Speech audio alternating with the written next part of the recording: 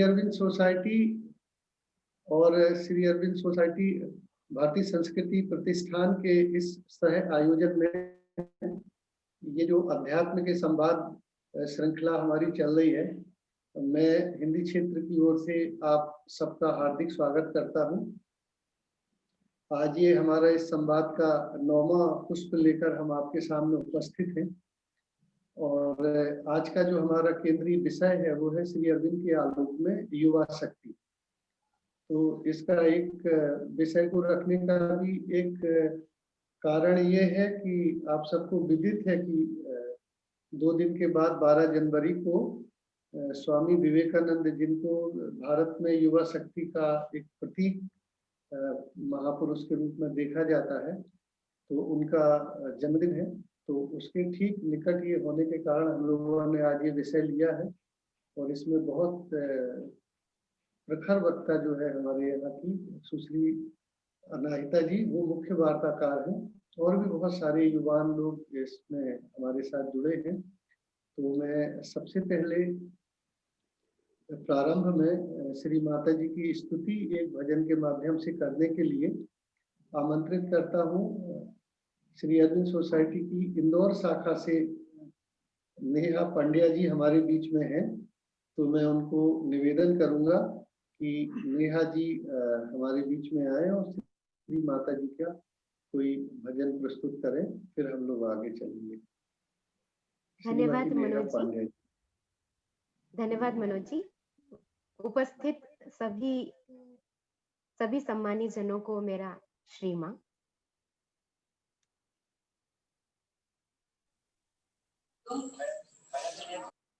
मेरे मन के अंधे तमस में ज्योतिर्मय उतरो, मेरे मन के अंधे तमस में ज्योतिर्मय उतरो।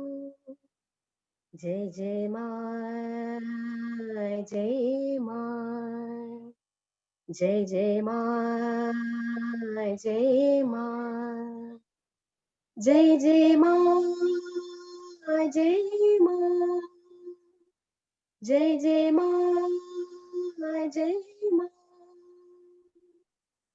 कहाँ यहाँ देवों का नंदन, मलिया चले का अभिनव चंदन, प्राणों के गहरे गहवर में करुणामयी विचरो, मेरे मन के अंधे तमस में ज्योतिर्मय उतरो।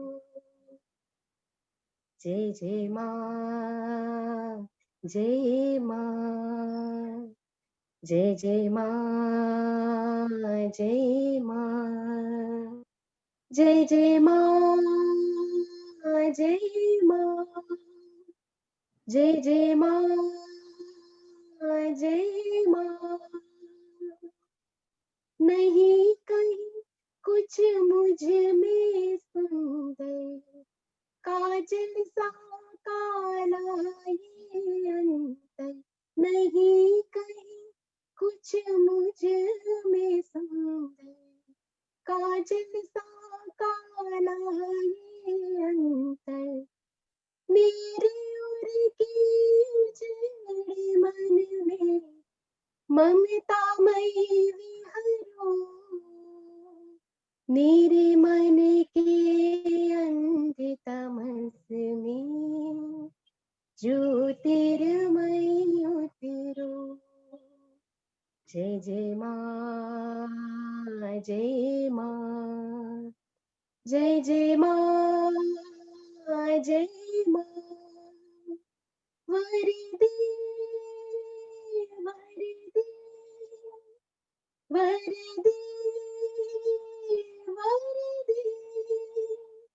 वरदे वरदे वरदे, वीणा वादिनी वरदे वरदे वरदे वरदे, वीणा वादिनी वरदे निर्मल मन कर दे प्रेम अतुल कर दे निर्मल मन कर दे प्रेम अतुल कर दे सबकी सद्गति हो ऐसा हमको वर दे वर दे वर दे वर दे वर दे वर दे वीणा वादिनी वरदे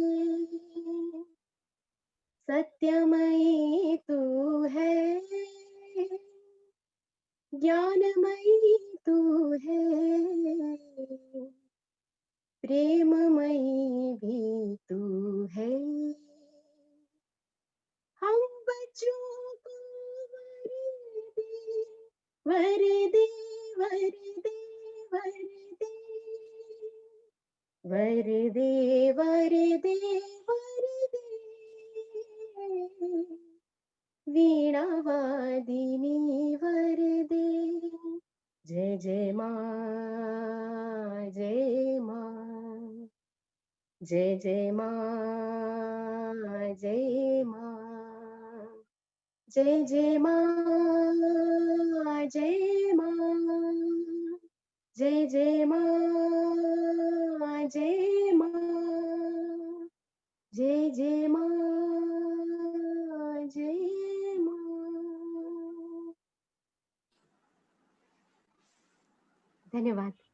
बहुत सुंदर Neha, thank you very much. धन्यवाद धन्यवाद मनोज जी। ये आप लोगों ने सुना नेहा जी को, जो बहुत ही सुरीला न केवल गायन करती हैं, ये बहुत अच्छी सुंदर नृत्यांगना भी हैं और इन्होंने आज अपने तरीके से माता जी को पुष्पांजलि दी है। और अब हम इस संवाद कार्यक्रम को आगे बढ़ाते हैं और अब मैं प्रार्थना और ध्यान में से 12 फरवरी 1913 की प्रार्थना लेकर आप सबके सामने आमंत्रित करता हूँ श्रीमती मंजरी जी को, जो मुजफ्फरनगर में रहती हैं, उत्तर प्रदेश के मुजफ्फरनगर केंद्र से संबद्ध हैं।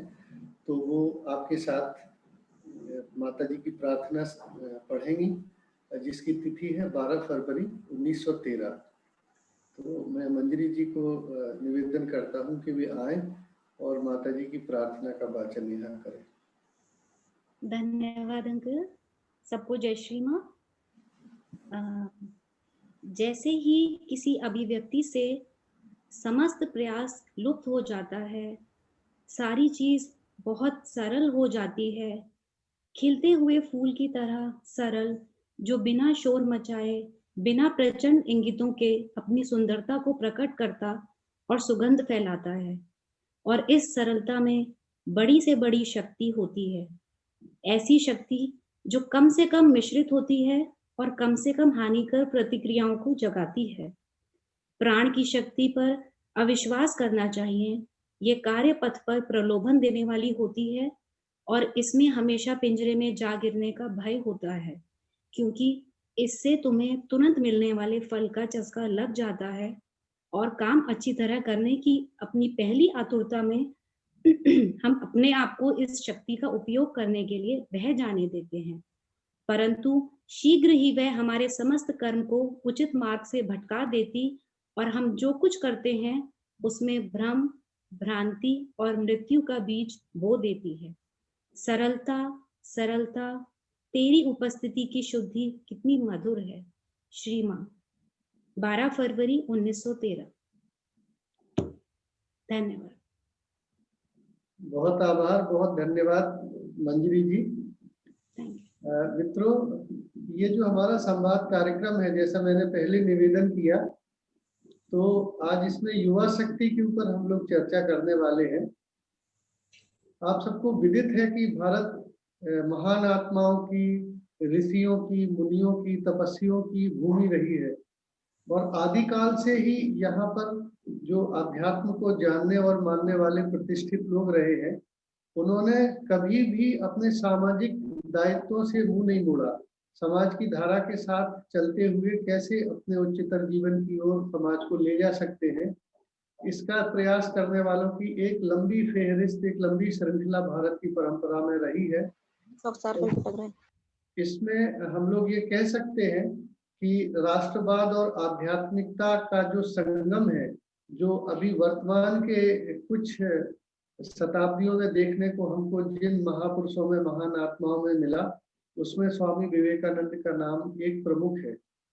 वास्तव में हमारी ज्ञात इतिहास में जो हमको जान पड़ता है, इस तरह की बहुत सारी विभूतियां रही हैं, लेकिन सबसे पहले उसमें जो हमको नाम स्मरण आता है वो यशोदानंदन भगवान श्री कृष्ण का है, जिन्होंने आध्यात्मिकता और राष्ट्रवाद इन दोनों को समान रूप से प्रतिपादित करते हुए ये बताया कि एक अध्यात्म ऐसा भी हो सकता है जो समाज के साथ जुड़ा हुआ हो। और तत्समय जो अलग अलग कबीलों में, अलग अलग राज्यों में लोग विभाजित थे, एक भारत को एक राष्ट्र के रूप में उन्होंने स्थापित किया और उस श्रृंखला को धीरे धीरे आगे बढ़ाया गया। जैसा कि मैं बात कर रहा था, वर्तमान समय में हम लोगों ने देखा है, स्वामी विवेकानंद के अलावा जो मुझे इस समय ध्यान आता है वो गुरु गोविंद सिंह जी का नाम है, जो अपने आप में महान तपस्वी, महान सेनानी, लेकिन साथ ही साथ उन्होंने आध्यात्म के क्षेत्र में इतनी ऊंचाई प्राप्त की कि आज उन्हें जो है हम दोनों तरीके से, उनके शस्त्र के रूप में भी और उनके शास्त्र के रूप में भी, दोनों तरीके से उन्हें पूजित और सम्मानित करते हैं स्वामी जी।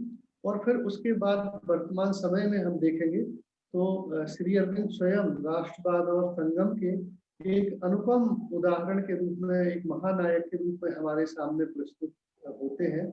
और उनका जो कार्य है उसके बारे में विस्तार से, उनके जन्म का ये जो 150वां जन्मोत्सव Shri Aurobindo foundation of Indian culture और श्री अरविंदो सोसाइटी हिंदी जोन जो है हम मना रहे हैं, तो इस अवसर पर श्री अरविंद ने राष्ट्र जागरण के लिए शताब्दी में, बीती शताब्दी में, 19वीं शताब्दी में एक लिखा था, बहुत ही सुंदर स्त्रोत लिखा था, जिसे दुर्गा स्त्रोत के नाम से जाना जाता है।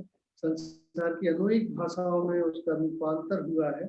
मूलतः वो उन्होंने बंगाली में लिखा था। मैं छत्तीसगढ़ राज्य में रायपुर की जो हमारी शाखा है श्री अरविंद सोसाइटी की, उसके हमारे जो पदाधिकारी हैं श्री समरेंद्र सिंह जी, मैं उनको आमंत्रित करता हूं कि वे श्री अरविंद के द्वारा जो रचित दुर्गा स्तोत्र है उसका हिंदी का जो पाठ है उसका वाचन करने का कष्ट करेंगे। श्री समरेंद्र सिंह जी। धन्यवाद मनोज जी। दुर्गा स्तोत्र। माता है दुर्गे सिंह वाहिनी सर्वशक्ति दायिनी, माता है शिवप्रिय, तेरी शक्ति के अंश से उद्भूत हम भारत के युवक गण तेरे मंदिर में बैठे हुए तुझसे प्रार्थना करते हैं। सुन हे माता, तू भारत में आविर्भूत हो, प्रकाशमान हो। माता है दुर्गे, युग युग में मानव शरीर धारण कर, जन्म जन्म में तेरा ही काम कर, हम तेरे आनंद धाम को लौट जाते हैं। इस बार भी जन्म लेकर हम तेरे ही कार्य के व्रती हैं। सुन हे माता, तू भारत में आविर्भूत हो, हमारी सहायक हो। माता है दुर्गे, सिंहवाहिनी त्रिशूल धारणी, वर्म आवृत सुंदर शरीर धारणी, जयदायिनी माता, तेरी प्रतीक्षा में भारत तेरी उसी मंगलमय मूर्ति को देखने के लिए उत्सुक है।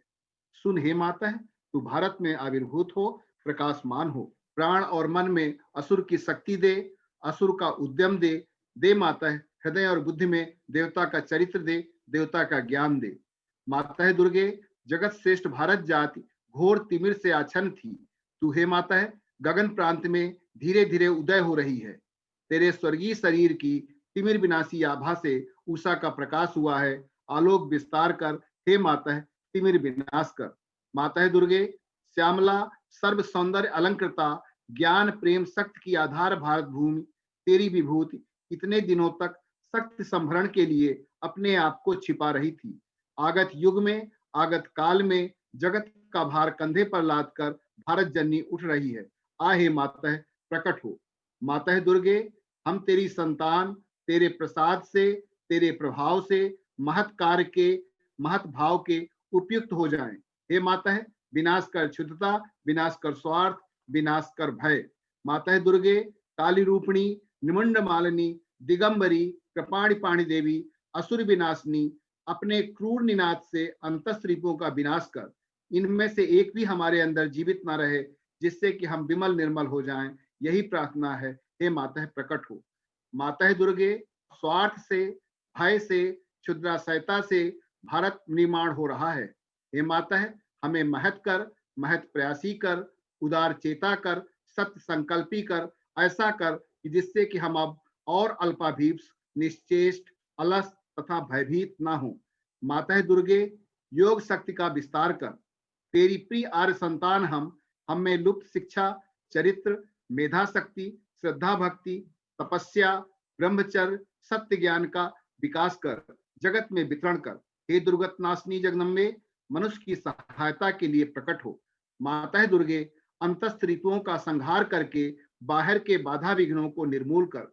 बलशाली, पराक्रमी, उन्नत चेता जाति भारत के पवित्र कानूनों में, उर्वर खेतों में, गगन सहचर पर्वतों के तले, कूद सलिला नदियों के तीर पर एकता से, प्रेम से, सत्य शक्ति से, शिल्प से, साहित्य से, विक्रम से, ज्ञान से श्रेष्ठ होकर निवास करे।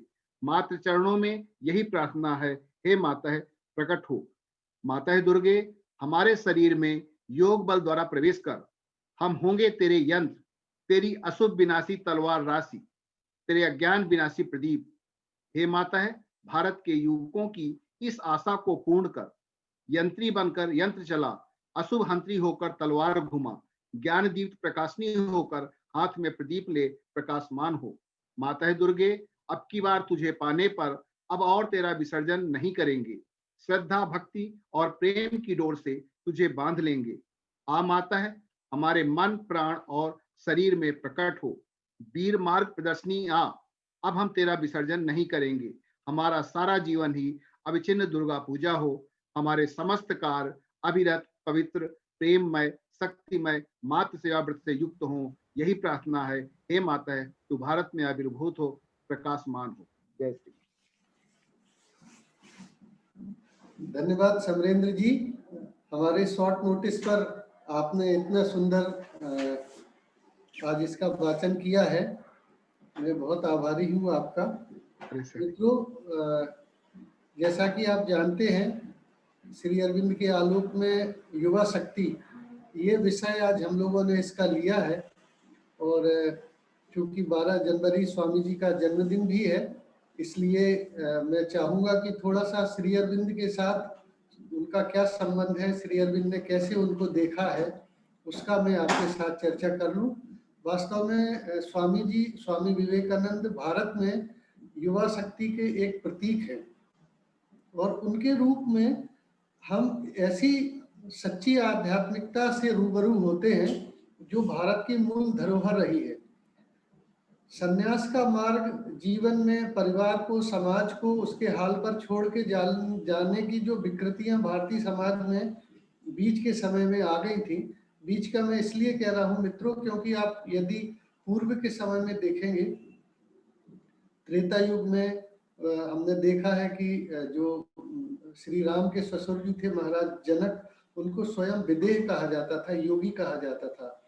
हमारे जो ऋषि मुनि हैं वो भी परिवार के साथ रहते थे और वो क्रम बीच में टूटा। लेकिन स्वामी विवेकानंद ने आकर, उनके गुरु जो भगवान श्री रामकृष्ण परमहंस है, उनकी तपस्या के माध्यम से उन्होंने समाज जीवन में जो एक हिंदू धर्म की कुरीतियां हैं उनको तोड़ने का जो एक तरफ उन्होंने काम किया, दूसरी तरफ उन्होंने हिंदू धर्म का विस्तार करने की दृष्टि से उसकी क्या विशेषता है पूरे संसार में उस ज्योति को फैलाया है। उनकी आध्यात्मिकता ने ऐसा मार्ग दिखाया कि आध्यात्मिकता में अपने आप को नितांत एकाकीपन में समेटने की आवश्यकता नहीं है। धर्म की विशेषताओं को रेखांकित करने के लिए यदि वो भारत से बाहर निकलकर 1893 में धर्म संसद में गए और वहां उन्होंने 11, 15, 19, 20, 26 और 27 सितंबर, इतने दिनों में उन्होंने लगातार जो संभाषण दिए और हिंदू धर्म और भारतीय संस्कृति की उन्होंने जहां पताका फहराई, वही स्वामी जी जब भारत में भ्रमण करते हैं तो उतनी ही प्रखरता के साथ, और बल्कि मैं कहूँ पूरी निर्ममता के साथ, भारत के जो कमियां हैं, जो हिंदू धर्म की जो कुरीतियां हैं, एक ऐसा वातावरण जिसने एक संकुचन पैदा कर दिया, उसके ऊपर वो कठोराघात करते हैं। और इनका जो मिश्रण है वो एक ऐसा है कि आज भी भगवा धारण करने वाले स्वामी विवेकानंद को समाज जीवन के किसी भी धर्म के, किसी भी वर्ग के व्यक्ति ने कभी किसी अन्य उपाधि से संबोधित नहीं किया, किसी अन्य लहजे से नहीं देखा। उनको भारत का सच्चा प्रतीक के रूप में जाना जाता है। श्री अरविंद के अनुसार प्राचीन भारतीय संस्कृति की भावना को संरक्षित रखते हुए उसे पुनर्जीवित करने, पुनर्निर्मित करने और जो जीर्ण शीर्ण उसमें है उसको त्याग देने तथा क्रम विकास के विस्तार के सापेक्ष परिवर्तन के प्रयासों को जिन लोगों ने संरक्षण व गति दी, स्वामी विवेकानंद श्री अरविंद कहते हैं कि उसमें प्रमुख उदाहरण है। वास्तव में मित्रों, धर्म जो है वो बांधता नहीं है, खोलता है। और ये जो हिंदू धर्म को खोलने का एक बहुत बड़ा दायित्व निर्वहन स्वामी जी ने किया है, उसको मुक्त करने का, और तब हमको जो धर्म जो है वो एक धर्म की सीमा से निकलकर एक अध्यात्म का क्षेत्र बन जाता है, एक आत्मा के स्वतंत्र विचरण का एक क्षेत्र बन जाता है। एक बार स्वामी जी ने स्वयं कहा था कि प्रत्येक व्यक्ति का अपना एक धर्म होगा, उसकी खुद की जो प्रकृति है उसके अनुपात में वो एक अपना धर्म रच सकेगा, बच सकेगा, अथवा जो परंपरागत रूपों में ना बनकर वो परम सत्ता के साथ अपने संबंधों में अपनी प्रकृति के मुक्त आत्म अनुकूलन का पालन कर सकेगा। ये कुछ ऐसे पक्ष हैं जो स्वामी विवेकानंद को साधारण तो नहीं कहना चाहिए, क्योंकि योगी भी शिक्षक की तरह कभी साधारण नहीं होता है, पर हम जब देखते हैं तो ये बातें सामान्यतः है हमको जो आध्यात्म का पथ का अनुगमन करने वाले लोग हैं उनमें भी दिखाई नहीं देती हैं, पर स्वामी जी इस मामले में बहुत ही दुर्लभ हैं। राष्ट्रीय योग की जहां श्री अरविंद ने अपनी अर्ली राइटिंग्स में चर्चा की है, वहां पे उसकी आवश्यकता का प्रतिपादन करते हुए श्री अरविंद लिखते हैं कि जब बंधनों के विनाश, स्वाधीनता की सिद्धि, अपनी बेड़ियों के विनाश को भविष्य की पहली आवश्यकता निरूपित करने का समय आया, तब सबसे पहले श्री रामकृष्ण आए, नया बंधन आरोपित करने के लिए नहीं, बल्कि वे कहते हैं कि उन्होंने मुक्त करने की शुरुआत की। और फिर श्री अरविंद आगे इसमें जोड़ते हैं कि इसलिए ही हम जब देखते हैं कि विवेकानंद सभी चीजों में स्वाधीनता के ऊपर बहुत बल देते हैं। और यहाँ तक श्री अरविंद ने लिखा है कि हिंदू धर्म की जो आत्मा है वो अयोग्य शरीर में पड़कर मंद पड़ गई है। और स्वामी विवेकानंद के भाषा में अगर कहें तो वो कहते हैं कि ढांचे को तोड़ दो ताकि आत्मा उसमें जो है वो निवास कर सके। स्वामी जी ने धर्मों के साथ, उसके अध्ययन के साथ, उसकी तह में जाकर उसके ऊपर जो भी समस्त दुर्बलताएं आई थी उसको मुक्त करने के लिए न केवल आह्वान किया, बल्कि अपना बहुत ही जो थोड़ा सा समय वो मानवीय शरीर में रहे उसमें उन्होंने अपना जीवन लगाया। भारत माता के स्वरूप को और राष्ट्र जीवन में अध्यात्म का उन्होंने बहुत ही सुंदरता के साथ प्रतिपादन किया है। युवाओं का एक कैसा सुंदर जीवन हो सकता है जो उनके स्वयं के कैरियर के साथ राष्ट्र निर्माण में भी हो।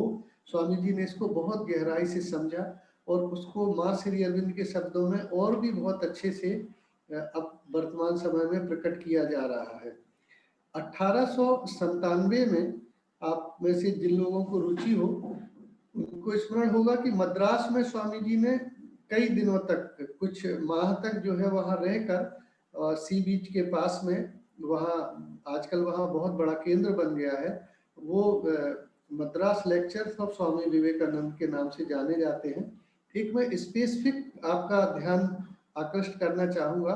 1897 में स्वामी जी अपने एक उद्घोषणा में कहते हैं, एक भाषण में कहते हैं कि आगामी 50 वर्षों तक हमें मंदिर, गिरजाघरों, मस्जिदों, गुरुद्वारों या इस तरह के जो धार्मिक स्थलों हैं उनको स्थान पर सिर्फ हमें एक आराध्य की पूजा करना चाहिए और वो है भारत माता। इतने गंभीर सत्य को उन्होंने अपने अध्ययन में जाना था और उसको प्रकट किया था।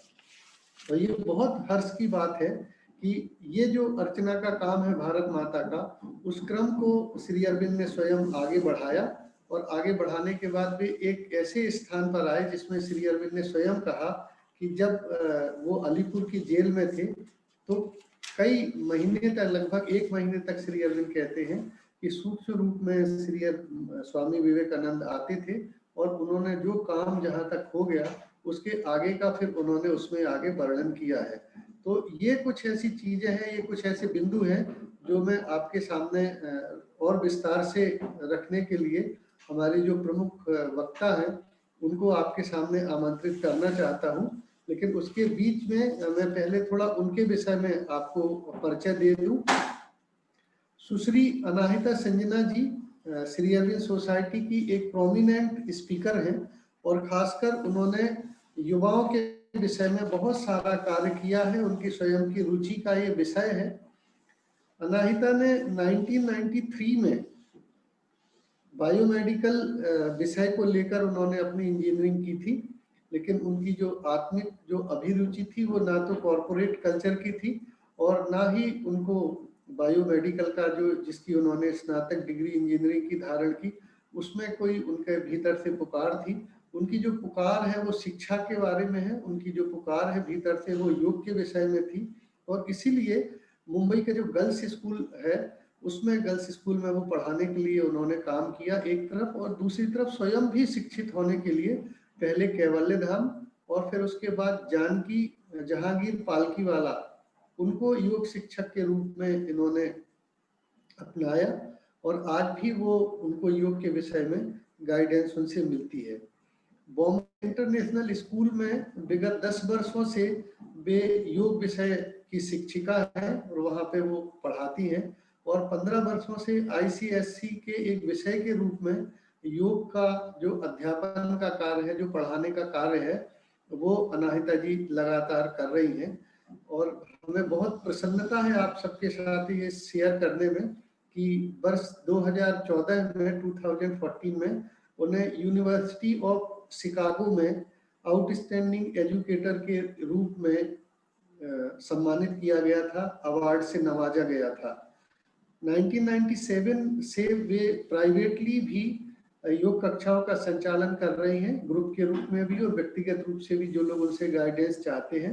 हमारी जो श्री अरविंद सोसाइटी की मुंबई में चर्च गेट पर केंद्र है उसमें वो लॉकडाउन होने के पहले निरंतर सावित्री क्लासेस का संचालन करती थी। अभी देश समाज में जिस तरह की परिस्थितियां हैं तो वो अभी वहाँ पे फिजिकल क्लासेस तो संभव नहीं हो पा रही हैं, पर उनकी जो जिजीविका थी और जो फॉलोअर्स की इतनी सारी डिमांड थी तो लॉकडाउन पीरियड से ही सावित्री की जो ऑनलाइन क्लासेज हैं वो चलाते हैं और इसमें हमारा जो संदेश बॉक्स है उसमें हम उसका सारा डिटेल्स भी देंगे ताकि जो लोग उनकी सावित्री क्लासेज ऑनलाइन अटेंड करना चाहते हैं वो उसका लाभ ले सकते हैं। तो हमारा जो यूथ का पूरा विंग है और वो यूथ का खासकर जो पश्चिम का जो हमारा एरिया है उसमें यूथ कोऑर्डिनेटर के रूप में वे मुंबई क्षेत्र में कार्यरत हैं और उन्होंने स्पेसिफिक हम लोगों के साथ चर्चा करके इस विषय के अंतर्गत जो है एक उन्होंने कहा कि माँ श्री अरविंद का जो संदेश है वो युवाओं के लिए कैसे प्रासंगिक हो सकता है। The relevance of the message of Shri Aurobindo and the mother for the modern youth, तो उस पे उनका विशेष फोकस है। बहुत सुंदर सुंदर वो उसमें स्लाइड्स लेके आई हैं। मैं आप सबसे विनम्र अनुरोध करूंगा कि इस सारे कार्यक्रम को आप लोग पूरे अंत तक देखें और जो आपके बच्चे हैं उनको भी कहें कि वो भी इसको देखें। इस कार्यक्रम का बाद में हम लोग थोड़े समय बाद इसको YouTube के ऊपर भी जो हमारा चैनल है उस पर करते हैं, फेसबुक पे तो लाइव अभी है ही। तो मैं उनका यहाँ बहुत हृदय से स्वागत करता हूँ कि वे आए और हमारे साथ में इस विषय को आगे बढ़ाने का कष्ट करें। सुश्री संजना जी आइए। थैंक यू मनोज जी और नमस्ते। तो मैं एक कहानी से शुरू करती हूँ। जैसे मनोज जी ने बताया, मैं श्री अरविंद सेंटर पर सावित्री क्लासेस लेती थी। तो मेरी एक स्टूडेंट थी जो बहुत रेगुलरली क्लासेस में आती थी। युवा थी, 20-25 की थी, और उसका एक बॉयफ्रेंड था। बहुत अच्छा लड़का था, बहुत अच्छा लड़का है भी, पर उन दिनों ड्रग्स में उलझा हुआ था, जैसे कि काफी युवा उलझते हैं शहरों में। तो वो सावित्री के क्लास में तो मर्जी से नहीं आता था। तो उसकी गर्लफ्रेंड ने उसे झूठ बोला कि मैं तेरे को एक लिटरेचर रीडिंग क्लास में ले जा रही हूँ, और ये कहकर उसे सावित्री क्लास में लाई थी। तो उसने श्री अरविंद के बारे में, सावित्री जो उनका लिखा हुआ बहुत ही महत्वपूर्ण वर्क है, उसके बारे में सुना। मैं उस लड़के का नाम सपोज राजेश रखूं, तो राजेश को वो अच्छा लगा। वो लगातार एवरी सैटरडे सुनने आने लगा अपनी मर्जी से, और अपने आप पर भी श्री अरविंद के बताए हुए रास्ते से काम करने लगा। तो थोड़े समय में आपो आप उसकी ड्रग एडिक्शन की आदत निकल गई। और फिर हर साल जो युवा सावित्री के क्लास में आते हैं, मैं उन्हें पांडिचेरी एक योगा शिविर पर ले जाती हूँ। तो मैं उसे उस शिविर में ले गई, और वो माँ की समाधि पर बैठा था, और वो मन ही मन माँ से बात कर रहा था कि माँ, तू कौन है मैं नहीं जानता, तू है भी कि नहीं मैं नहीं जानता, पर अगर तू है तो मैं तुझे एक चीज बताना चाहता हूँ। तो जब राजेश ने ड्रग एडिक्शन छोड़ा था, तो ड्रग की दुनिया तो काफी बुरी रहती है। तो जो एक ड्रग डीलर के साथ उसका संपर्क था, उसने राजेश को बहुत सताया, मारपीट हुई थी, पुलिस केस हुआ था, और राजेश को उस ड्रग डीलर से बहुत नफरत थी। उसको अब ड्रग डीलर का सोचते ही उसका खून खौलता था। तो वो समाधि पर जब आया, उसने माँ से कहा कि अगर तू है तो मैं तुझे एक बात बोलना चाहता हूँ कि ये ड्रग डीलर के बारे में सोचकर मैं पागल होता हूँ। मेरे मन में इतना नफरत और गुस्सा आता है, तो बस ये मेरे मन से निकाल दे। और जब वो समाधि से उठ रहा था, उस समय उसे लगा कि कुछ उसके कंधों पर गिरा, और वो बोला कि वो होने के बाद उसे कभी भी उस ड्रग डीलर से नफरत नहीं हुई। वो शांति से ड्रग डीलर के बारे में सोच रहा था, और वो पागलपन एकदम उनसे निकल गया। तो ये एक चमत्कार की ही बात है। राजेश ने मन से माँ को चुनौती दी कि अगर तू है तो मेरा जवाब दे, और माँ ने कितना सुंदर जवाब दिया। और ये जवाब ही हमारे लिए एक चमत्कार है। हम जब भी माँ से कुछ भी मांगते हैं, वो हमेशा हमेशा हमें जवाब देती है। तो इनफैक्ट राजेश के लिए ही नहीं, श्री अरविंद ने कहा है कि ये जो युवा जनरेशन है, वो एक बहुत ही स्पेशल जनरेशन है, और उन्हें इस युवा जनरेशन से बहुत उम्मीद है। उन्होंने कहा है कि इस पीढ़ी में very special souls will be born, जो हमारे एवोल्यूशन को आगे ले जाएंगे, जो हमारा मार्गदर्शन करेगी। और जब भी मैं किसी भी युवा संगठन में ये कहती हूँ, वो मुझे देखकर हंसते हैं और कहते हैं, you must be joking, we are the most messed up generation, you expect us to lead you forward. But yes, messed up may be, पर अभी अगर आप राजेश को देखेंगे तो वो अल्कोहल, सिगरेट, ड्रग्स कुछ भी नहीं छूता है, रोज मेडिटेट करता है, अपने पेरेंट्स को पांडिचेरी ले गया, अपने फ्रेंड्स को अपने बारे में बताता है ताकि वो भी ये पाथ पर चलने लगे। तो अगर हम राजेश को उसकी शुरुआत में देखकर कहे कि वो तो मेस्ड अप है, उससे कुछ नहीं होगा, तो ऐसा है कि हम एक कैटरपिलर को देखकर कहते हैं उसे मार डालना चाहिए, ये बहुत अगली है, पर हम उस बटरफ्लाई को नहीं देखते हैं जो ये कैटरपिलर ब्लॉसम होने वाला है अल्टीमेटली।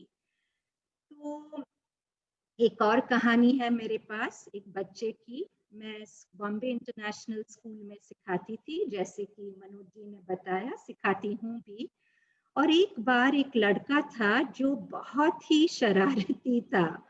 जब हम आसन करने जाते थे तो वो बॉल खेलना चाहता था, जब आसन शुरू होते थे तो वो आलसी से एक कोने में बैठ जाता था, उसे आसन नहीं करना था।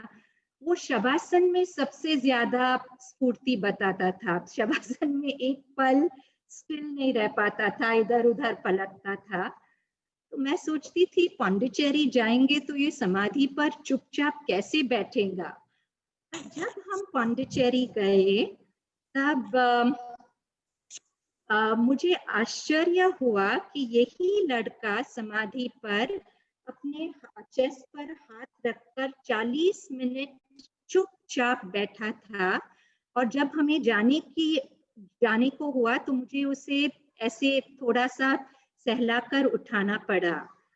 तो और फिर जब वो बॉम्बे आया तो एकदम शांत हो गया था, आसन अच्छे से कर रहा था, शवासन में एकदम शांत, हमेशा हंसता और हंसी से सबसे बात करता था।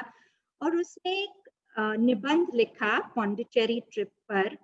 तो उसने लिखा कि मुझे याद है कि सेकंड स्टैंडर्ड तक जब मैं करीबन 7-8 साल का था, मैं बहुत खुश था लड़का था। फिर लोगों ने बोला कि मुझे डिसलेक्सिया है, मेरी ग्रेड्स बुरी होने लगी और फिर मैं पूरा समय डर डर के जीता था कि क्या होगा, मैं पास होऊंगा नहीं होऊंगा। और मेरे ख्याल से शायद उसका अनहैप्पीनेस ही वो शरारत के रूप से बाहर आता था। और फिर उसने लिखा कि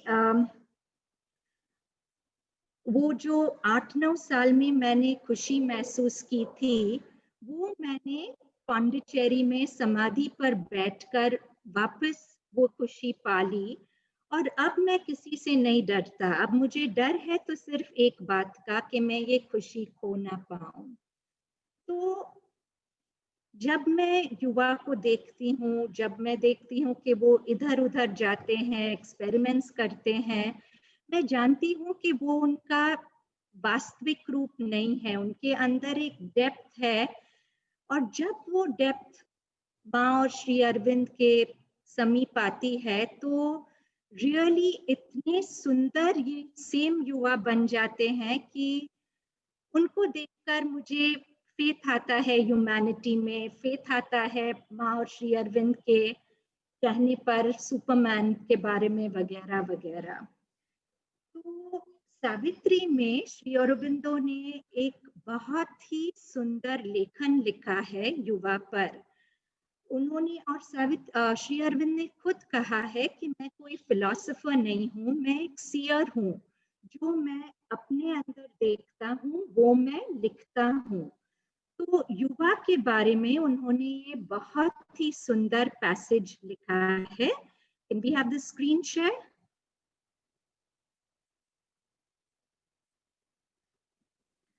I saw them cross the twilight of an age, the sun-eyed children of a marvelous dawn, the great creators with wide brows of calm, the massive barrier breakers of the world, and wrestlers with destiny in her lists of will, the laborers in the quarries of the gods, the messengers of the incommunicable, the architects of immortality. तो यहाँ से स्पष्ट होता है कि श्री अरविंद कहते हैं कि उन्होंने देखा है कि ये वेरी स्पेशल बच्चे जिनकी आंखों में सनशाइन होता है, जो एक और तत्व लेकर जन्म होते हैं, और उन्होंने बोला है कि वो wrestlers with destinies in her list of will. तो ये एक बहुत ही इम्पोर्टेंट टीचिंग है श्री अरविंद की, कि वो कहते हैं कि हमारी तकदीर में जो भी होता है, हमारा सोल फोर्स वो तकदीर से परे है, से बड़ा है, और अगर हम वो सोल फोर्स को आगे लाए तो हम हमारे हाथों की लकीर बिल्कुल बदल सकते हैं। और उन्होंने हमें बताया है कि ये जो वेरी स्पेशल बच्चे ये पीढ़ी में जन्म लेंगे, वो सोल फोर्स के साथ आएंगे जो उनकी तकदीर अपने सोल फोर्स से बिल्कुल बदल देंगे। So the massive barrier breakers of the world and wrestlers with destiny in her lists of will. Thank you, Bijal. Release the screen share. तो मैं एक कहानी सुनाऊंगी। ये माता जी की कहानी है जो डेमोन्स्ट्रेट करती है कि कैसे हम सोल फोर्स से हमारी पूरी तकदीर बदल सकते हैं। तो ये कहानी तब की है जब माता जी अपने शरीर में पांडिचेरी में थी और लोगों को दर्शन देती थी।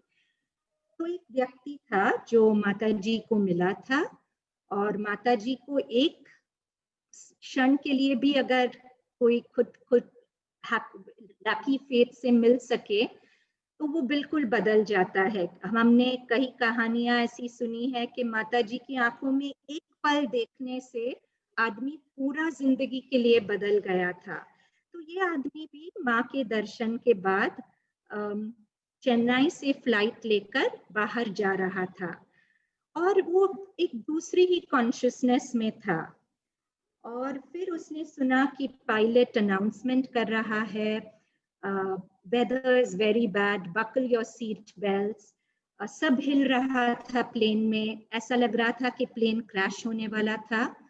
तब वो आदमी यूजुअल हैबिट से तो डरता था, पर माँ के संपर्क में आकर इतना बदल गया था कि वो बस पीछे सीट पर बैठ गया और माँ से मन में बात करने लगा कि माँ, मैं तेरे से एक बार मिला हूँ, अब मैं जीऊं भी तो तू देख लेगी, मैं मरूं भी तो तू देख लेगी, मुझे डरने की क्या जरूरत। और वो ये सोचकर पीछे बैठ गया। थोड़े समय में सब सेटल हो गया, प्लेन लैंड हो गया, और वो माँ को एक लेटर उसने माँ को एक लेटर लिखा, ये सब बताते हुए।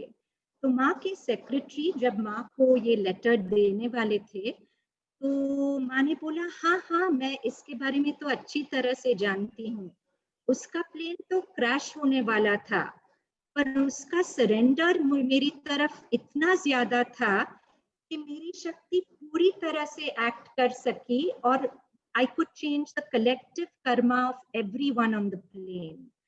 तो तकदीर में तो लिखा था कि प्लेन क्रैश होने वाला है, पर एक व्यक्ति के आत्मसमर्पण ने सबको बचा दिया। और हमारा ये आत्मसमर्पण जब माँ की शक्ति से जुड़ता है तो चमत्कार ही चमत्कार होते हैं। संपत जी हमारे बीच में है, मैं उनसे संस्कृत सीखती हूँ, तो उन्होंने एक बहुत ही बढ़िया चीज मुझे एक संस्कृत क्लास में बताई थी। उन्होंने कहा था कि आदि शक्ति श्री माँ के बहुत नाम है संस्कृत में, और एक नाम है अघटन घटना पटयिसी, यानी कि वो जिसकी स्किल है to make the impossible possible, जो असंभव को संभव करने में एकदम कुशल है। तो मैंने जब से ये सुना मुझे बहुत ही अच्छा लगा, और जब भी कोई भी परेशानी में रहती हूँ, जब भी कुछ डिफिकल्ट लगता है, तो मैं ये बस मन ही मन में बोलती हूँ, अघटन घटना पटयिसी, कोई भी भाषा में, she who skill is to make the impossible possible, या हिंदी में। और फिर मुझे लगता है कि मेरे दिमाग को इम्पॉसिबल लगता है कि ये कोई सल्यूशन आए या कुछ, पर मेरे साथ तो वो है who skill is to make the impossible possible। मुझे क्या डरने की बात। और ये हम देखते हैं कि कितनों की जिंदगी में माँ ने चमत्कार ही चमत्कार किया है, जब अगर हम हमारे में थोड़ा सा आत्मसमर्पण ला सकते हैं। तो मैं एक और चीज शेयर करना चाहूंगी। जब मैं खुद युवा थी, 19-20 साल की थी, तब मुझे माँ के बारे में ये जन्म में तो बिल्कुल ही पता नहीं था। और मैं एक दिन काफी टेंस थी, एग्जाम्स थी, कुछ ना कुछ था, और उस टेंशन के साथ मैं सो गई थी। और उस रात मुझे एक सपना आया कि मैं एक बहुत डरावना काला जानवर मेरा पीछा कर रहा है, और मैं भाग रही हूँ, मैं भाग रही हूँ, मैं भाग रही हूँ। और भागते भागते ऊपर आसमान में मुझे एक औरत नजर आती है। वो पूरे वाइट में है, उसके चेहरे पर एक वाइट नकाब है, और मेरा भागना बंद होता है और एक मैग्नेट जैसे मुझे उनकी ओर खींच रही है। और मैं उन्हें देखती हूँ और सोचती हूँ ये कौन है। और फिर मुझे ख्याल आता है सपने में ही कि उनके हाथ में मेरे लिए एक बहुत ही इम्पोर्टेंट गिफ्ट है। और उस ख्याल के साथ मेरी आंख खुल गई। मैं सोचती रही ये औरत कौन है और गिफ्ट क्या है, पर भूल गई, सपना भूल गई।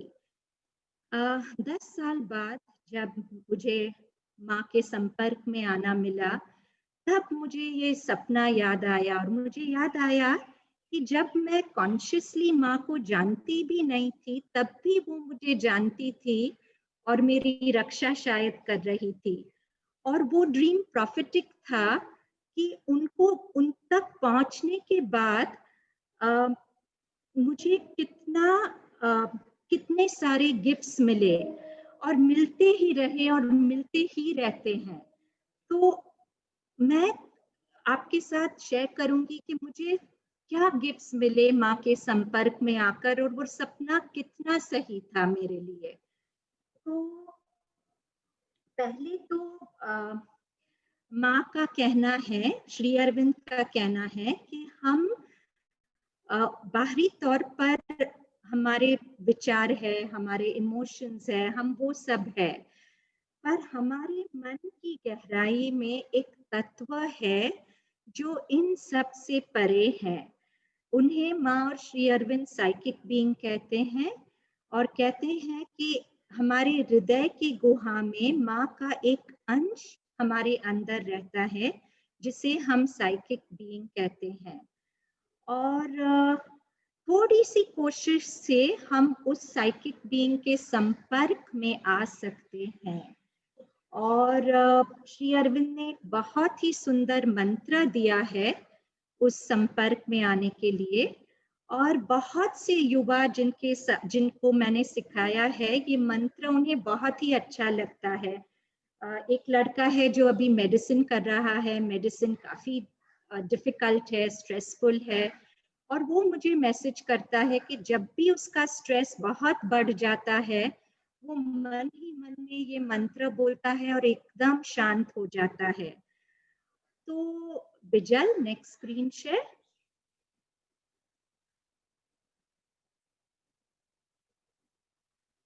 तो ये मंत्र है आनंदमयी।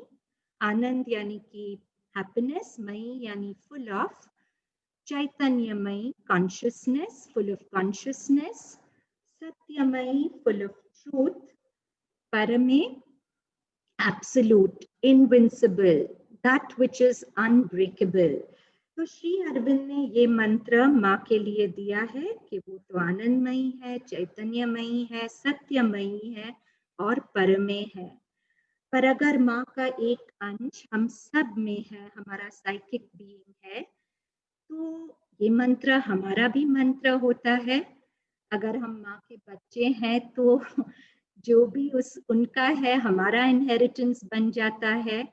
तो हम हमारे बाहरी तौर पर अनहैप्पी हो, सैड हो, पर इससे कितना साहस मिलता है कि हमारे अंदर की गहराई में जो है वो हमेशा आनंदमयी है, हमेशा खुश है। हम सरफेस पर कितने भी कंफ्यूज रहे, हमारे अंदर की गहराइयों में जो है वो चैतन्य से भरपूर है, फुल्ली कॉन्शियस है। और हमारा बाहरी दिमाग भले कितने भी झूठों में उलझा हुआ हो, हमारी अंदर की गहराई एक ऐसी सत्य में एंकर्ड है कि वो कभी उस एंकरिंग से छूटती नहीं। और हम सरफेस में भले वीक लगे, कमजोर लगे, पर हमारे अंदर की गहराई में हम अनब्रेकेबल है, हम परमे हैं। तो हम एक छोटी सी एक्सरसाइज ये मंत्र के साथ करेंगे। जब भी किसी युवा को डर लगता है, जब भी मुझे डर लगता है, मैं ये छोटी सी 3 मिनट की एक्सरसाइज करती हूँ और मुझे बहुत ही अच्छा लगता है। तो हम सब ये साथ में करेंगे। तो आप आंखें बंद कर लें। हम ये मंत्र पहले चांट करेंगे, फिर 2-3 मिनट इस पर ध्यान करेंगे। हम ये मंत्र 3 बार गाएंगे और जैसे ही आपको ट्यून लगे आप मेरे साथ जुड़ जाना। देखिए कि आपकी माइक्स म्यूट रहे, क्योंकि जूम पर यही तकलीफ है, हम सब साथ में गाएंगे तो केओस होगा।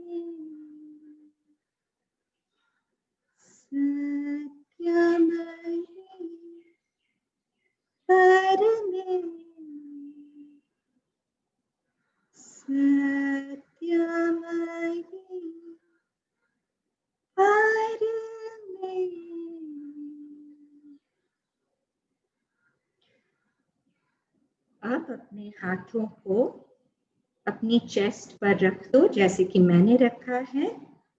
Vigil release the screen share. तो अपने चेस्ट पर हाथ रख दो और जहां हाथ है उसके पीछे चेस्ट के सेंटर में श्री अरविंद का कहना है हृदयम गुहायम है, जिसमें माँ का एक अंश हमारे अंदर रहता है हमेशा।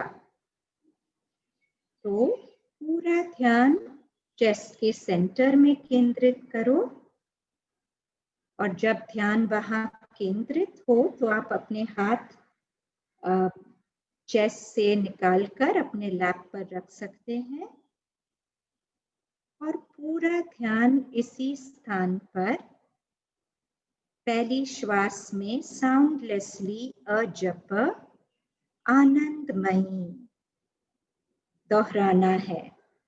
दूसरी श्वास में चैतन्यमयी, तीसरी श्वास में सत्यमयी और चौथी श्वास में परमे। तो ये मंत्र को 4 श्वासों पर स्प्रेड करना है।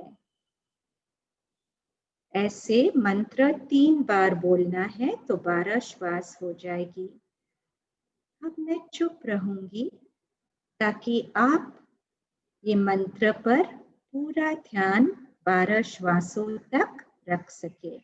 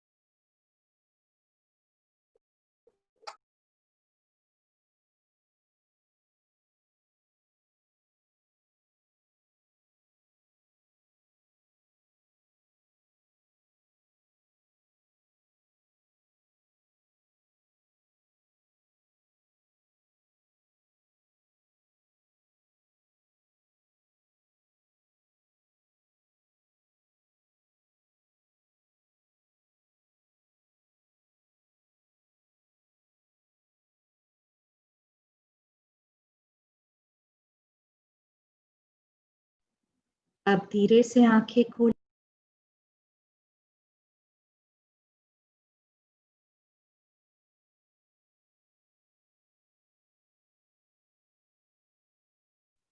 Miss, you're muted.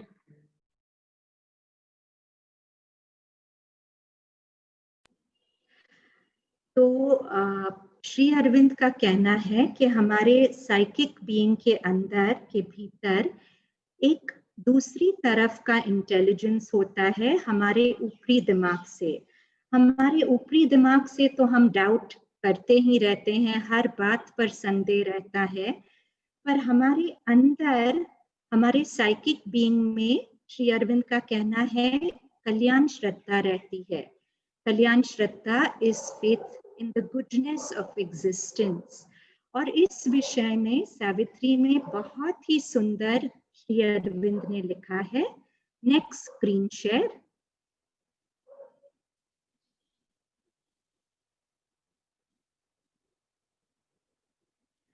Whether it seem good or evil to men's eyes, only for good the secret will can work.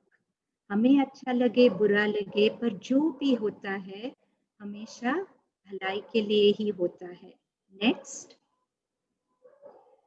तो फिर हम पूछेंगे, तो फिर अगर भगवान सब करता है हमारी भलाई के लिए, तो जिंदगी में इतना दुख दर्द क्यों सहना पड़ता है? तो श्री अरविंद कहते हैं, pain is the hammer of the gods to break a dead resistance in the mortal's heart. कभी कभी हम इतने ढीठ रहते हैं कि पेन बगैर हम ग्रो ही नहीं कर सकते हैं, और जिंदगी हमें उतनी ही पेन देती है जो हमारे लिए अच्छी रहती है, जिससे हम उन्नति कर सके, उससे ज्यादा कभी पेन नहीं देती है। तो जब भी हमारी जिंदगी में पेन आए, कंप्लेन करने के बजाय हमें पूछना चाहिए मुझे क्या सीखना है, जिंदगी मुझे क्या सिखाना चाहती है ये पेन के जरिए। as soon as मैंने वो सीख लिया हो, वो पेन मेरी जिंदगी से आपो आप निकल जाती है। Next. This world was not built with random bricks of chance.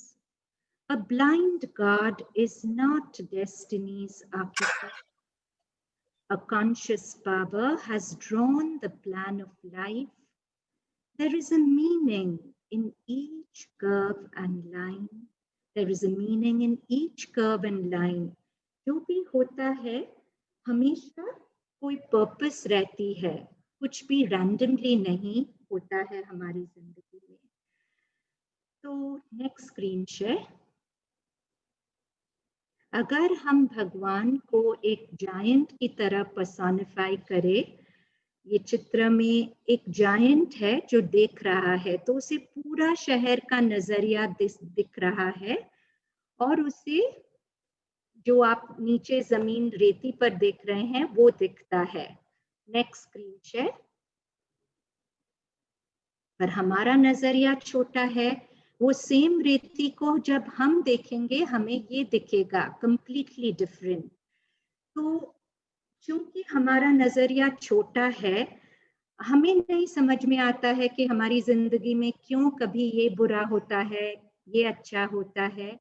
पर भगवान अपने विशाल इन्फिनिट नजरिए से जब देखते हैं तो उस नजरिए से भलाई ही भलाई रहती है। अगर ये भगवान जो जायंट है इतने विशाल है, उन्हें सपोजिंग बॉम्बे शहर का पूरा व्यू दिख रहा है, मुझे नहीं दिख रहा है, मैं बीच पर खेल रही हूँ और सपोज एक सुनामी मेरी तरफ आ रही है, वो उठाकर मुझे एक सेफ जगह पर रखेंगे, पर वो इतने विशाल है कि उनके हाथ मुझे नहीं दिखाई देंगे, वो मुझे नहीं दिखाई देंगे। अगर वो जायंट मेरे सामने भी खड़ा हो और उसने उदाहरण के तौर पर काले जूते पहने हों, तो वो जायंट मुझे सिर्फ एक बड़ी काली बॉल की तरह दिखेगा, मैं उन्हें देख ही नहीं पाऊंगी। इसीलिए मैं कंप्लेन करती हूँ और सोचती हूँ वो मेरे लिए मेरा ख्याल ही नहीं रखते हैं। Release the screen share. तो मैंने एक बार सावित्री क्लास में कल्याण श्रद्धा की टॉपिक ली थी। तो उस क्लास में एक यूथ 26-25 साल का परम करके आया था जो हमारे साथ है आज, और उसने एक बहुत ही सुंदर सॉन्ग, वो म्यूजिशियन था, उसने एक सॉन्ग हिंदी में लिखा और कंपोज किया और उसने अपने फ्रेंड को बोला कि उस सॉन्ग को गाए। और ये बिजल जो स्क्रीन शेयर कर रही है, 24 घंटों के अंदर उसने एक बहुत ही सुंदर वीडियो उस सॉन्ग पर बनाई है। तो पहले हम, ये परम है और परम कुछ कहना चाहोगे? सबको नमस्ते। अच्छा, उसका सॉन्ग ही आपको परम के बारे में सब बताएगा, तो हम उसके सॉन्ग को सुनते हैं।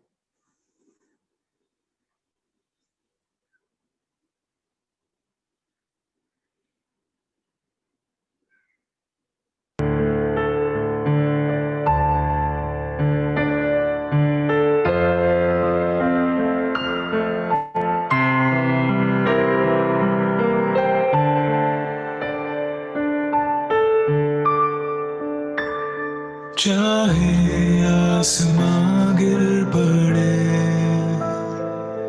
चाहे ज़मीं धंस जाए,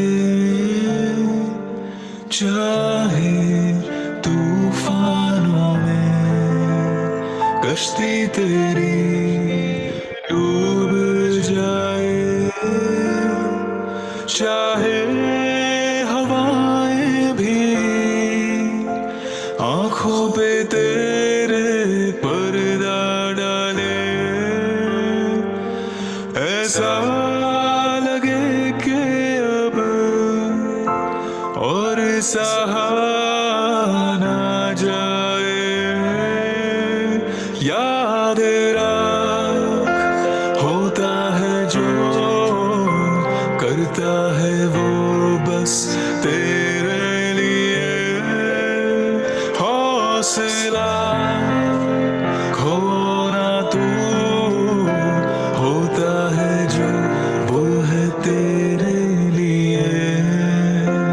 याद रख, होता है जो करता है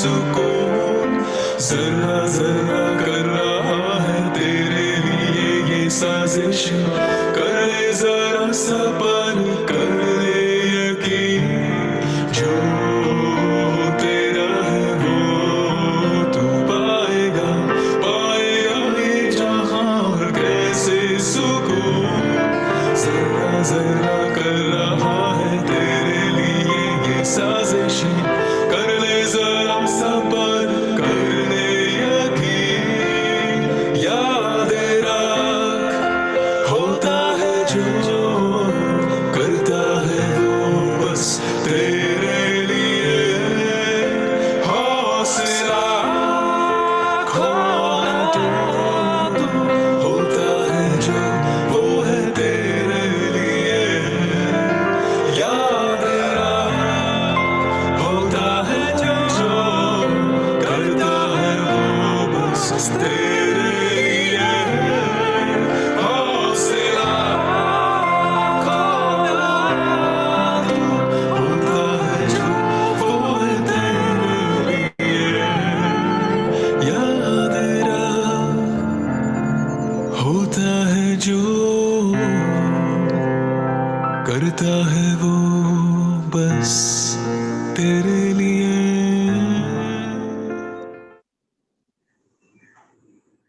थैंक यू परम, बहुत ही सुंदर।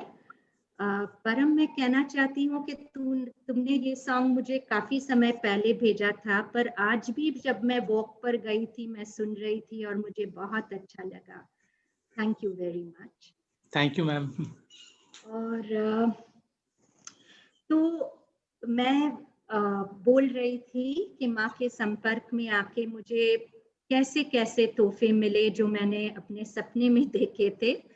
तो पहला तोहफा था ये कल्याण श्रद्धा। माँ को मिलने से पहले मैं काफी डरी हुई थी, हर बात पर डर लगता था, ये होगा वो होगा। पर अब तो ऐसे लगता है कि जो भी होगा माँ संभाल लेगी, और मेरे अनुभव से ऐसा होता ही है। जो भी होता है अल्टीमेटली माँ सब संभाल लेती है। तो मुझे ज्यादा निर्भयता और फ्रीडम से जीने का अवसर मिला। दूसरा, तो जब भी मैं माँ के लेखन के राइटिंग बहुत पढ़ने लगी और एक एक लेखन मेरे लिए लाइफ चेंजिंग लगने लगा। तो मैं युवा को बोलूंगी कि जरूर कुछ ना कुछ माँ का रोज पढ़ा करो, उनका सनलिट पाथ, उनका प्रेयर्स और मेडिटेशन, क्योंकि उनको पढ़ने से ही उनकी कॉन्शियसनेस के संपर्क में आते हैं। और दो अमूल्य चीजें मैंने पढ़ी जिससे मुझे लाइफ चेंजिंग लगी। एक तो पहले मैं जब युवा थी मैं लोग पर बहुत डिपेंडेंट थी, कुछ भी होता था मुझे मेरी बेस्ट फ्रेंड को फोन करके उसे बताना ही था।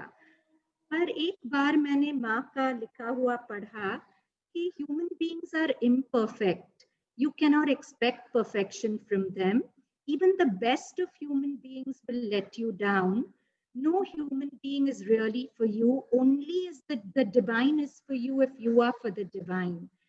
तो मुझे इतनी रिलीफ लगी कि उसके बाद मुझे किससे शिकवा नहीं हुई। मैं समझ गई कि ह्यूमन बीइंग्स इम्परफेक्ट है, उनसे कैसे परफेक्शन एक्सपेक्ट किया जाए, और मेरी सब जरूरतें तो माँ पूरी करेगी। तो अब मुझे जब भी उदासी आती है मैं माँ को एक लेटर लिख देती हूँ, और by the time I come to the end of the letter mostly I am feeling much better. तो माँ के संपर्क में आने से मैं आत्मनिर्भर बन गई, उन पर ज्यादा डिपेंडेंस आ गया। लास्ट चीज ये है कि पहले मैं जरा बातों पर गिल्ट इजीली फील करती थी, क्योंकि मेरा कंडीशनिंग था कि अगर मैं एक अच्छी औरत, अच्छी लड़की हूँ, तो मैंने कुछ बुरा किया हो तो मुझे बहुत गिल्ट फील करना पड़े तो मैं अच्छी हूँ। फिर मैंने माँ का लिखा हुआ देखा कि whatever you've done, never indulge in guilt, because of all emotions, guilt is the most corrosive to your growth. Whatever you've done, learn from it and move on.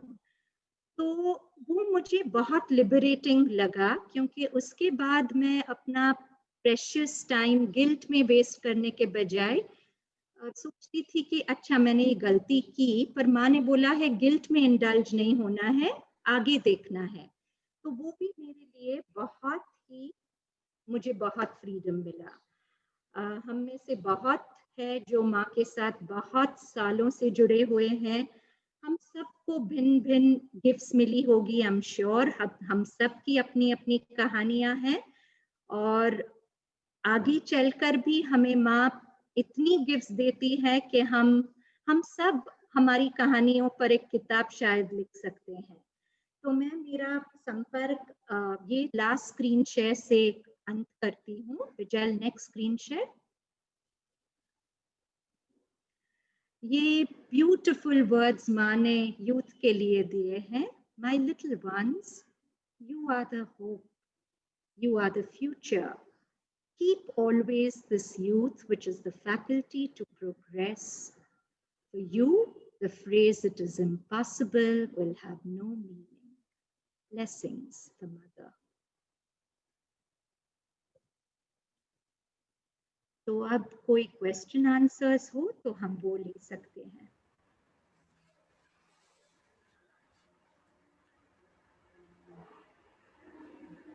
बहुत सुंदर Anahita ji. Thank you Manoj ji. Thank you very much. कितनी सुंदर। Special thanks to Param. Yes. कितना सुंदर उन्होंने जो है ये गीत बनाया गिटार के ऊपर। And keep on doing that melodious things परम। माँ की बहुत कृपा है तुम्हारे ऊपर। तो अगर किसी का कोई प्रश्न हो तो हम लोग उसको ले सकते हैं। अगर आप में से किसी का कोई प्रश्न है तो आप अपना स्पीकर ऑन करके, वीडियो ऑन करके उस प्रश्न को पूछ सकते हैं, अन्यथा फिर हम आगे चलेंगे।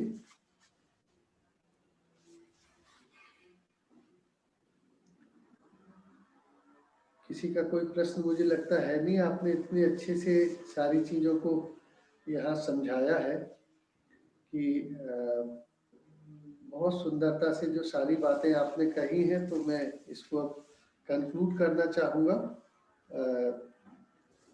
माता जी का एक जो म्यूजिक है उसके साथ हम लोग थोड़ा सा ध्यान करेंगे। Anil bhaiya, music is ready now.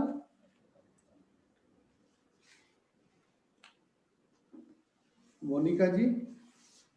Ji sir.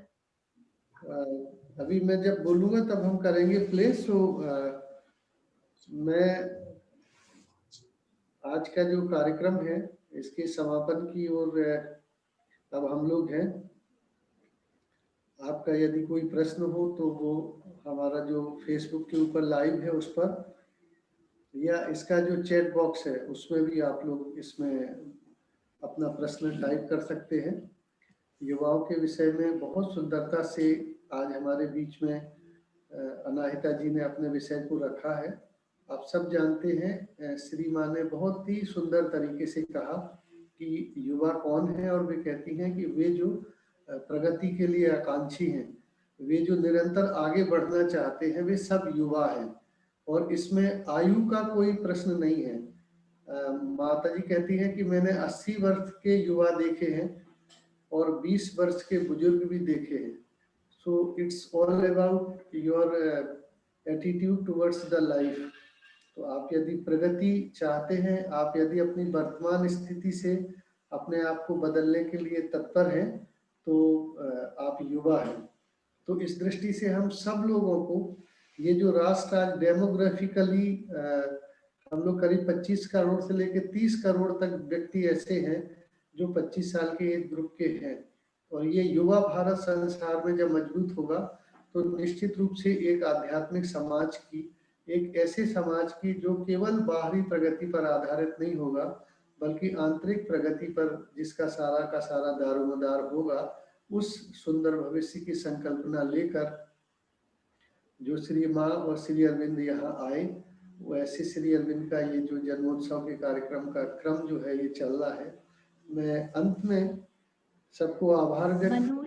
Manoj ji मुझे प्राइवेटली एक क्वेश्चन आया है। जी प्लीज बोलिए। पर मैं रीड आउट करती हूँ क्वेश्चन।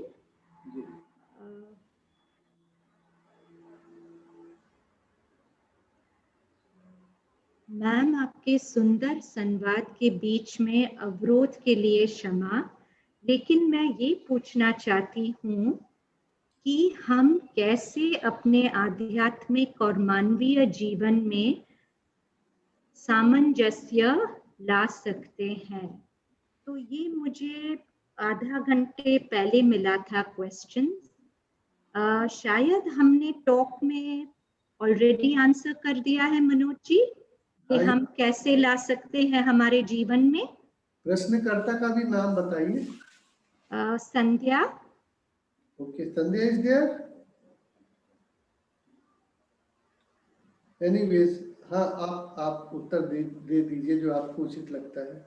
तो पहले तो माँ को दिन भर याद करो। किसी के साथ बात करने से पहले एक क्षण माँ को याद कर दो, आपका वार्तालाप इतना अलग हो जाएगा। रोज कुछ ना कुछ माँ का लिखा हुआ पढ़ो, उससे माँ की जो कॉन्शियस है वो आपके अंदर उतरेगी। और अगर आपको वो मंत्र जो मैंने सिखाया था, जो श्री अरविंद ने दिया है, आनंदमयी चैतन्यमयी, अच्छा लगे तो उस मंत्र के आधार पर हृदय में केंद्रित होकर 2-3 मिनट दिन में 3-4 बार ध्यान करो और देखो आपकी जिंदगी कैसे बदल जाती है और कैसे कैसे तोहफे माँ आपके जिंदगी में लाते हैं।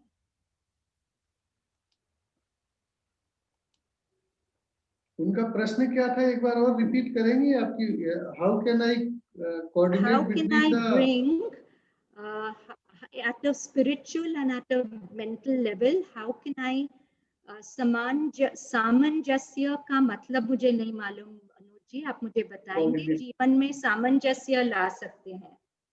हाँ, ये कोऑर्डिनेशन कैसे हमारी स्पिरिचुअल लाइफ में और जो दूसरी लाइफ है, मेंटल लाइफ है, या जो हमारा हम कैसे ला, तो मैंने वही जवाब दिया है। मैं इसमें थोड़ा सा कुछ जोड़ सकता हूँ यदि जरूर मनोज जी, जरूर।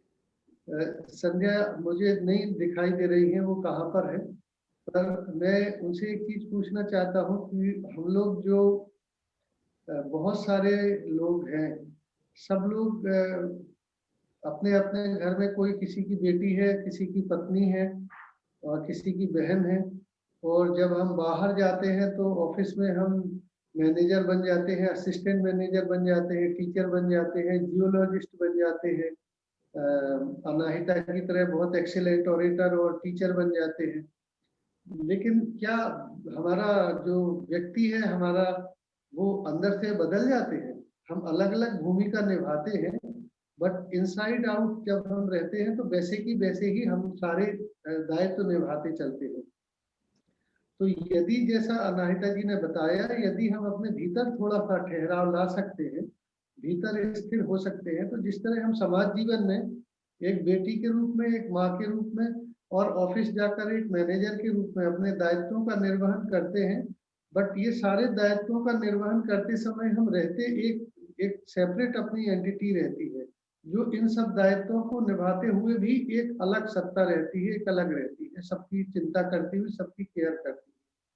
सिमिलरली जो हमारे भीतर यदि हम ठहराव लाते हैं, उसको उस परम सत्ता से जोड़ने का प्रयास करते हैं, तो इस तरह के दो क्षेत्र धीरे धीरे हमारे को विरोधाभासी प्रतीत नहीं होते कि हम अगर किसी की बेटी है तो हम किसी की माँ की भूमिका कैसे निभा सकते हैं, अगर हम किसी की पत्नी है तो हम किसी की सास कैसे बन के निभा सकते हैं। ये सारे वो प्रश्न हैं, ये जो हमारा माइंड हमको बहुत सारी चीजें बताता है, लेकिन जब आप स्वयं देखते हैं कि जब जिस कार्य को करने की, रोल को, जिस भूमिका की आवश्यकता होती है, व्यक्ति उस भूमिका में, वही एक स्त्री जिसकी माँ होती है वो अपने अपने संतान के प्रति अच्छे से दायित्व करता है, जब अपने पेरेंट्स के पास जाती है तो वहां वो बच्ची बन के पहुंच जाती है, पत्नी भी रहती है, किसी की माँ भी रहती है, एट द सेम टाइम अपने ऑफिस में वो बॉस रहती है या कर्मचारी, जो भी उसका दायित्व है। So similarly happens with us also. There is no difference between different type of lives कि ये spiritual है, ये physical है, ये mental है। लाइफ है, हमको सिर्फ अपने भीतर उस तार को जोड़ के रखना है अपनी आत्म सत्ता से, और तब आप निश्चित रूप से सारे जो आपके दायित्व है उनका निर्वहन बहुत अच्छे से कर पाएंगे। This is something which I want to add. Thank you Anahita ji, मैंने आपकी तरफ थोड़ा समय आपका भी ले लिया जी। So any other questions? Anahita जी, मैं सब कुछ कैसे करके माँ को समर्पण मैं करूँ? मुझे सुनाई नहीं दिया। मैं सब कुछ कैसे करके माँ को समर्पण मैं करूँ? कैसे कैसे माँ को सब कुछ समर्पण सरेंडर मैं करूँ, सब सब काम सब। आप टाइप कर सकती है गोपा जी, मुझे सुनाई नहीं दे रहा है।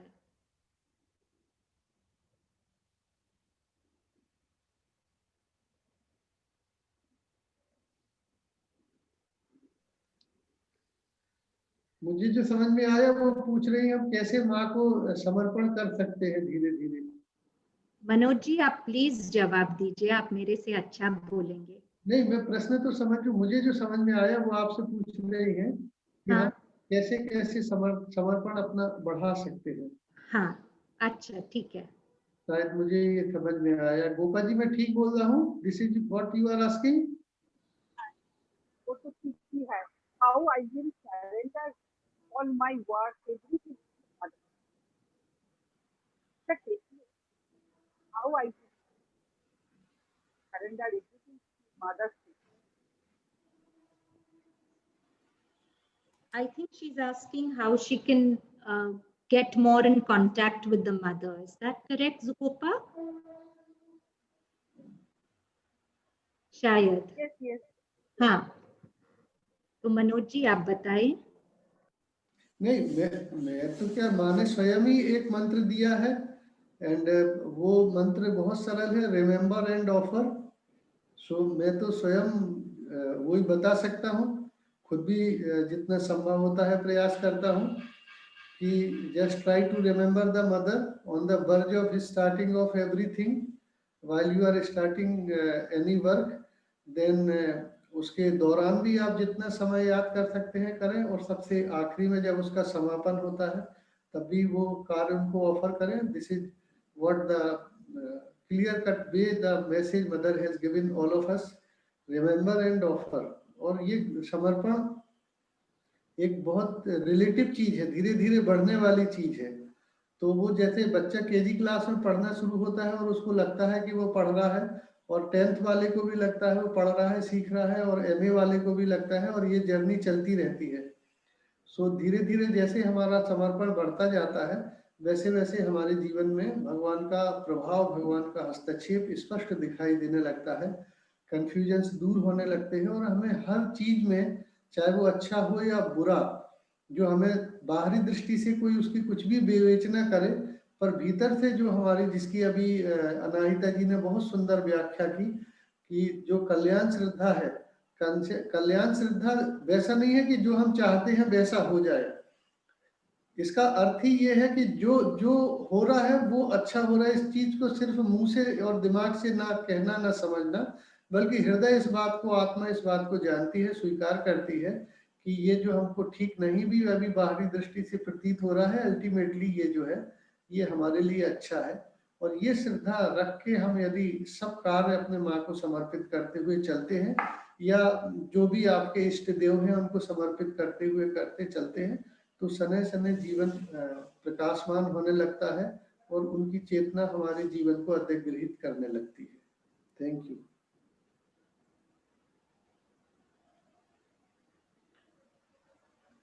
Gopa ji, is it all right? आपने सुना?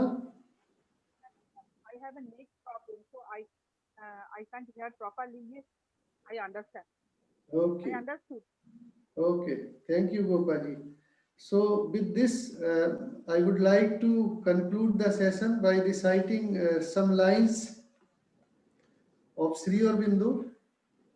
श्री अरविंद ने ये जो कहा उसमें भी आज हम स्वामी विवेकानंद को याद करेंगे, भगवान रामकृष्ण परमहंस को याद करेंगे। श्री अरविंद की ये वाणी है, मैं आपके सामने पढ़ता हूँ। और उसके बाद फिर हम लोग इसको कंक्लूड करेंगे। श्री अरविंद लिखते हैं, रामकृष्ण क्या थे? मानव में व्यक्त भगवान, किंतु उनके पीछे है अपनी अनंत निर्वैयक्तिकता में तथा वैद्य व्यक्तित्व में भगवान। और विवेकानंद क्या थे? शिव के नेत्र का तेजस्वी दृष्टिपात, किंतु उनके पीछे है वह दिव्य दृष्टि जहां से वे आए थे और हैं स्वयं शिव तथा ब्रह्मा और विष्णु तथा सर्व अतिक्रामक ओम। So these are the sacred words of Sri Aurobindo about Swami Ramakrishna Paramhans and Swami Vivekananda ji. With this हम इस वार्ता को आज समाप्त करना चाहते हैं और मैं बहुत आभार व्यक्त करना चाहता हूँ। आज माँ श्री अरविंद के श्री चरणों में बहुत कृतज्ञता, ग्रेटिट्यूड पे करता हूँ हिंदी क्षेत्र की ओर से, सैफिक की तरफ से, और फिर वो जो हमारी मुख्य वार्ताकार हैं आज की अनाहिता जी, उन्होंने समय निकाला। संडे उनका आज योगा क्लास थी, उसको भी उन्होंने एडजस्ट किया। फिर जो हमारे साथ के लोग इसमें जुड़े, वो मंजरी जी मुजफ्फरनगर से और हमारे समरेंद्र सिंह जी जो आए, उन सब के प्रति भी मैं अशेष कृतज्ञता और आभार व्यक्त करता हूँ। अनिल वाजपेयी जी जो सदा ही इस सारे उपक्रम में हमारी सहायता के लिए माँ की सेवा में सदा तत्पर रहते हैं। मोनिका जी जो उनके साथ में इस सारा जो तकनीकी पक्ष है, नेहा जी जिन्होंने इतने सुंदर भजन के साथ में आज इस कार्यक्रम की शुरुआत की, और उसके साथ में विजल जो आज अनाहिता जी के साथ स्क्रीन शेयर करने में परम, मैं किस किस को कहूँ, और जितने हमारे आज यहाँ पे पार्टिसिपेंट्स हैं जिन्होंने इसको बड़े एकाग्रचित्त होकर सुना।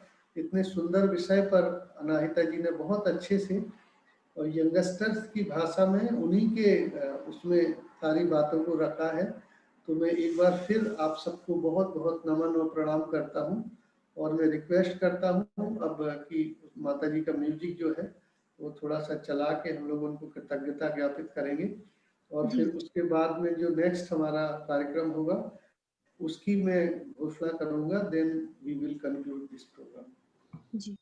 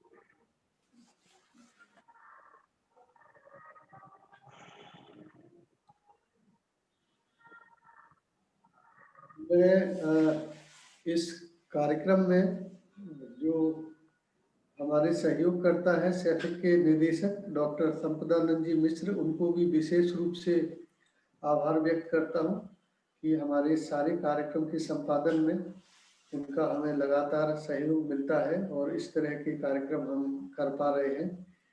तो मित्रों, इस तरह हमारे आज की ये श्रृंखला समाप्ति की ओर है। अपनी आगामी पुष्प के रूप में अब हम ठीक 2 सप्ताह के बाद 24 जनवरी को आपके सामने फिर उपस्थित होंगे और उस समय हमारा जो कार्यक्रम होगा वो होगा प्रसव पूर्व शिक्षा पर, जिसको अंग्रेजी में कहेंगे प्री नेटल एजुकेशन, और उसमें डॉक्टर सुमन कोचर जो है वो मुख्य वार्ताकार होंगी। तो मैं आप सबसे निवेदन करता हूँ कि श्री अरविंद सोसाइटी हिंदी क्षेत्र और श्री अरविंद भारतीय संस्कृति प्रतिष्ठान का ये जो